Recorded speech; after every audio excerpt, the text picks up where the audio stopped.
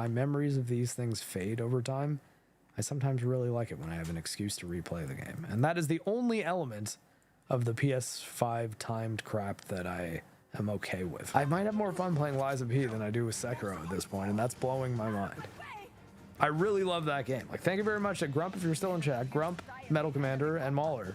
Thank you for cyberbullying me into playing Lies of P, because it's my 2023 game of the year.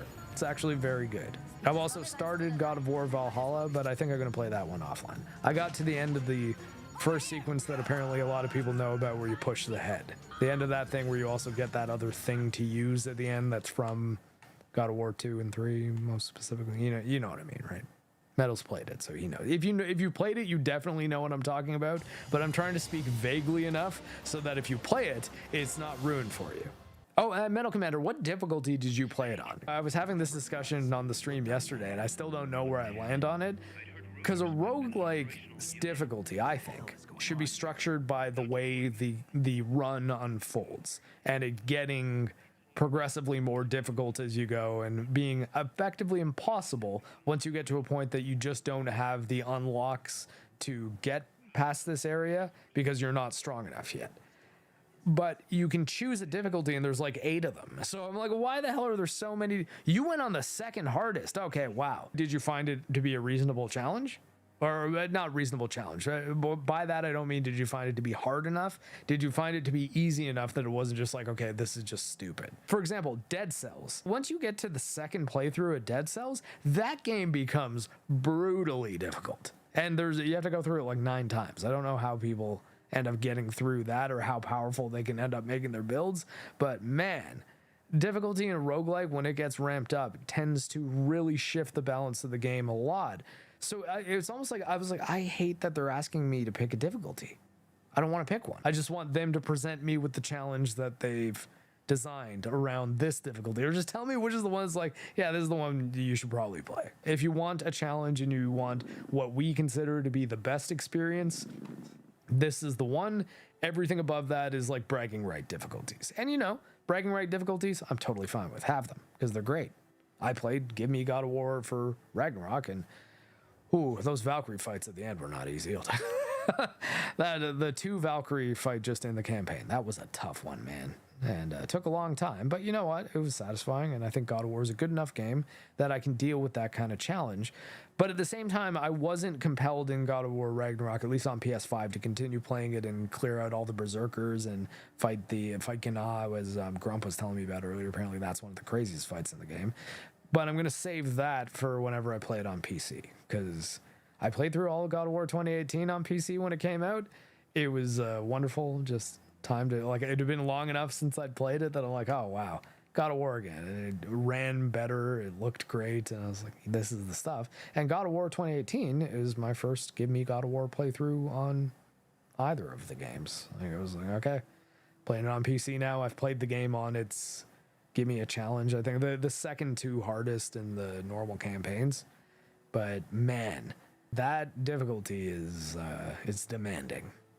At the same time, it's like, well, but if you apply that difficulty to a roguelike setting where the challenge is exponentially increasing as you progress, and you're intended to do multiple runs where you unlock things, the DLC for God of War Ragnarok is too expensive. I'll agree with that, Andrew. It's way too much. They put way too much effort into a DLC that you just get for free, in that it's got really, really well made, as high quality as the main game, a little bit smaller scale, at least so far, in the source. The like, there's not crazy cutscenes with dragons and everything as of yet, at least, but lots of really meaningful story content, in addition to presenting you with a campaign that is just structured like a roguelike that is worth playing through if you just like the story, which is great. Because I was kind of going to skip Valhalla, or be like, yeah, maybe I'll mess around with Valhalla when it comes out on PC. I was going to kind of wait on it, because I figured it would just be, okay, this is roguelike challenge mode for Ragnarok. I was like, okay, well, I could go fight the Berserkers and Gná if I really wanted to dive back in and play more ultra challenging Ragnarok. So I was going to skip it. And then it was Mr. Mubesley. Before a real BBC the other day, he told X-Ray Girl to tell me to play it. She told me to play it, and I immediately downloaded it because the last time that happened, it was Liza P, which ended up being my favorite game of the whole year. You got 20 hours out of Valhalla. Because, yeah, like Ragnarok's longer than that, I'd say. Like, I feel like it was longer than 20 hours, right? Probably like 35. It was a meaty one. God of War Ragnarok was not a short game. I look forward to replaying it, though, because, man, and that EFAP arc, that was a memorable one.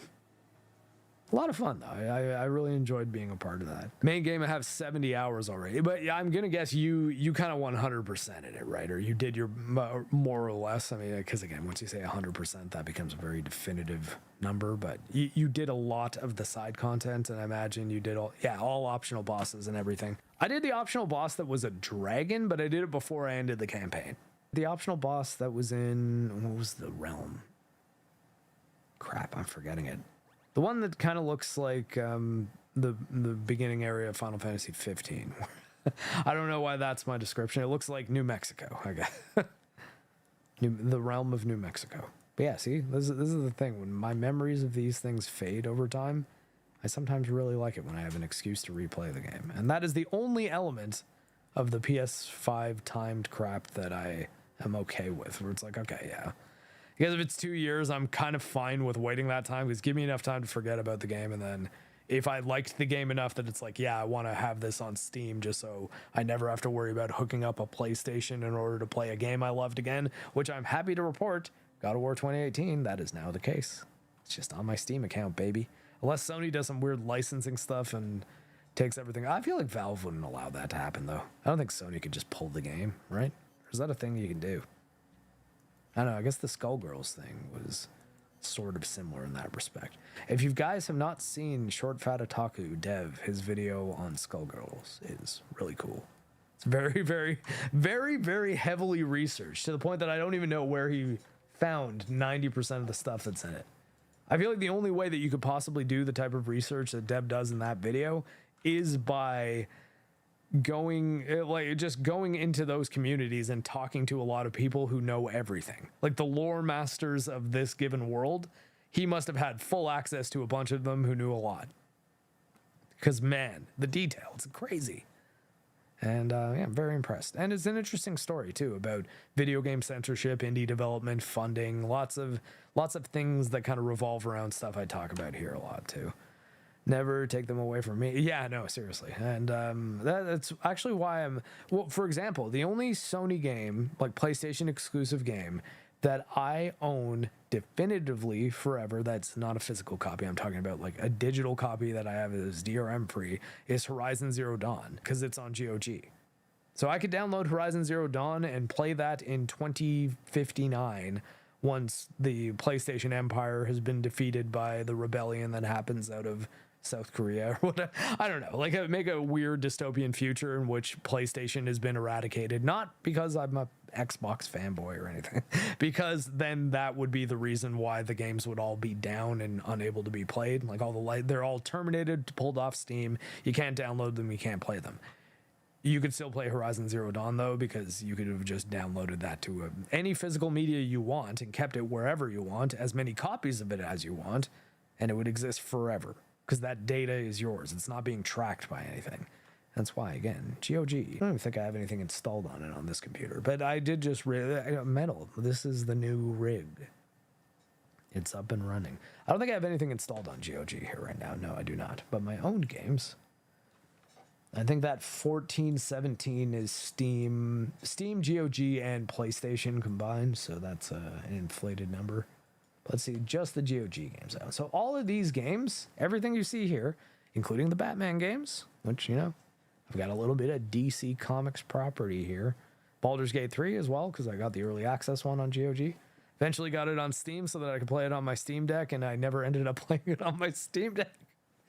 But, you know, whatever. I got all the Steam achievements, and now I still have the DRM free copy here. The BioShock games, both original version and remastered. Blasphemous, Blood Rain, Cyberpunk I have on here as well. It's another double dip one. Divinity, the Doom games, of course. I have DRM free copies of every single thing that Doom has ever released officially. And likewise with, I'm sure once we get to the queues, guys can guess which games I got here. And it exalted too, okay. I've got a thing for that. We have to have the graphics cranked up. You're looking at our cities, baby. I'm like, yeah, but can I turn them down a little so that this game doesn't run like my PS5 is dying? Yeah, I will leave you in peace is definitely a better thing to say than legendary gloves, son! Felling to the blade of Pinocchio. Son of Geppetto. Real boy. Also mouse. X-Ray Girl sometimes does joke that she gave birth to the puppies. At least I think it's a joke. Yeah! Oh my god, X-Ray Girl did it!